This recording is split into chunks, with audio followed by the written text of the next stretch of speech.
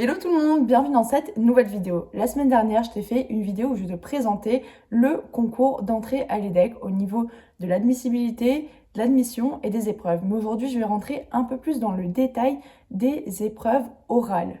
Mais avant de commencer, sache que le contenu que je fais ici sur cette chaîne, c'est tout ce qui est avant, pendant et après les études. Donc je t'invite à t'abonner et à liker cette vidéo si c'est quelque chose qui t'intéresse.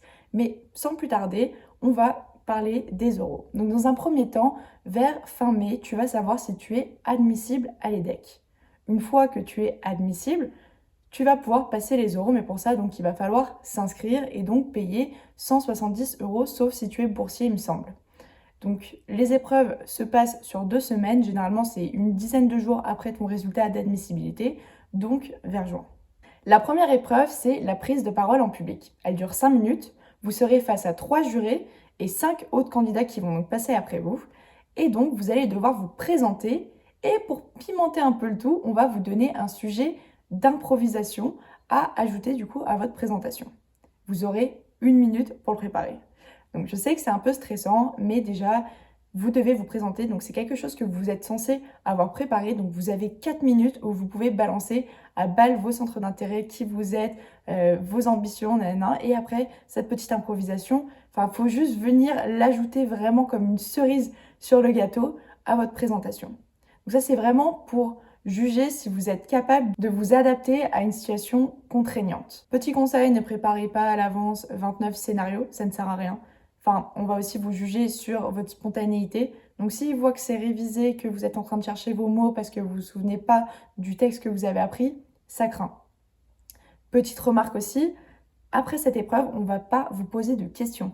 C'est-à-dire que si votre présentation n'est pas complète ou que vous espériez qu'on vous relance sur un sujet que vous n'avez pas approfondi, ça ne va pas se passer comme ça. Donc faites en sorte que votre présentation soit la plus complète possible.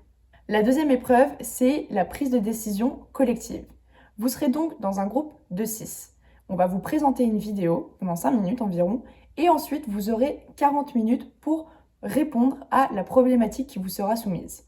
Donc en gros, il y aura la vidéo, on va vous donner des pistes de réflexion par rapport à la problématique. Donc la vidéo, généralement, ce sera sur une entreprise, sur son activité, son marché, etc. Et donc vous allez devoir y répondre. Vous aurez un ordinateur pour faire vos recherches et formuler votre réponse à l'écrit. Mais le plus important dans cette épreuve, ça va pas être en soi votre réponse, ça l'est quand même un peu. En fait, les jurés vont vous observer et voir comment vous interagissez en équipe et voir comment vous vous positionnez dans un scénario où vous n'êtes pas seul. Donc, on va éviter de monopoliser la parole, de s'acharner sur quelqu'un qui dit des trucs débiles. Vous allez donc devoir vous intégrer dans un groupe, donner des idées, ne pas marcher sur les pieds des autres, considérer ce que les autres ont à dire et enfin briller sans monopoliser la parole. Donc, je sais que ça peut avoir l'air d'être beaucoup, mais en soi, c'est vraiment faisable. Vous avez 40 minutes pour vraiment montrer qui vous êtes, ça va le faire. J'ai quand même un petit tips pour vous. Je sais que c'est quelque chose qui plaît vachement, que j'ai appris plus tard dans mes études, que j'aurais bien aimé savoir d'ailleurs, c'est que les maîtres du temps sont quand même vachement valorisés. C'est-à-dire, si c'est toi qui surveilles le temps, qui dis « Ok les gars, on a 40 minutes, on fait tac tac tac », ou « Ouais les gars, il reste 10 minutes, faut qu'on s'y mette, faut qu'on commence à écrire », c'est vraiment très important, c'est hyper valorisé, ça montre quand même une certaine maturité et une certaine organisation. Donc voilà, c'est un petit conseil qui marche plutôt pas mal selon moi. La troisième et dernière épreuve, ce sera l'entretien de personnalité. Alors je sais que c'est quelque chose qui fait stresser pas mal de gens, mais vous inquiétez pas, ça va le faire, je vais vous le décrire assez simplement. Dans un premier temps, vous serez face à une seule personne. Donc je trouve que ça facilite quand même un peu l'échange. Et au tout début de cette présentation, qui normalement dure en tout 20 minutes, vous allez devoir restituer une analyse de votre travail de prise de décision collective juste avant. Donc, vous avez 2-3 minutes pour être franc et lucide sur ce qui s'est passé avant. Essayez quand même de ne pas tacler les gens avec qui vous avez eu du mal. Essayez vraiment de dire quand même quelques points négatifs, quelques points positifs, mais toujours rester sur une certaine ouverture.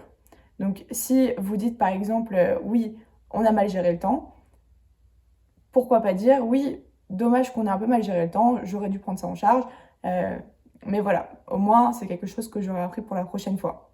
Enfin, voilà, toujours laisser une piste d'ouverture et pas dire ça a été mal fait, ça a été mal fait, mais il faut que tu trouves une solution, on va dire. Enfin, je trouve que c'est quand même un peu mieux d'aborder un entretien dans ce sens-là. Ça montre quand même que vous êtes une personne un peu plus réfléchie.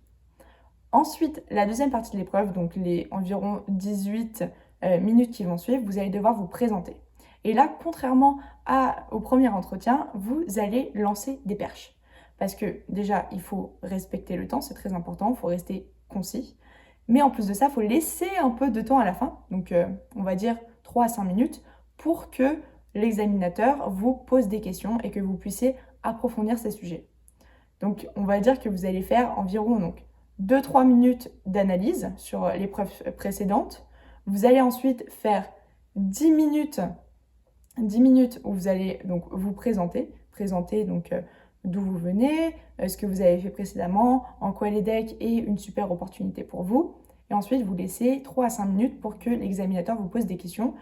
Et c'est là vraiment où vous allez rentrer dans le sujet, où ça va être intéressant, où vous allez vraiment avoir une conversation. Donc négligez vraiment pas ces dernières minutes parce qu'une fois que l'épreuve est finie, c'est fini. Et donc pour finir, vous aurez les oraux de langue. Le LV1 est obligatoire et forcément en anglais.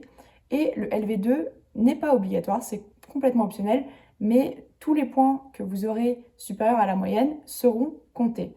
Donc ça veut dire si vous avez une note négative, elle ne sera pas comptée, d'accord? Donc je conseille quand même donc, de aussi faire le LV2. Je sais que c'est plus de travail, c'est plus de préparation, c'est plus de temps. Mais bon, enfin, je veux dire, si vous savez que vous avez des lacunes sur une autre épreuve, lancez-vous, quoi. Donc en gros, ça va se passer en 40 minutes.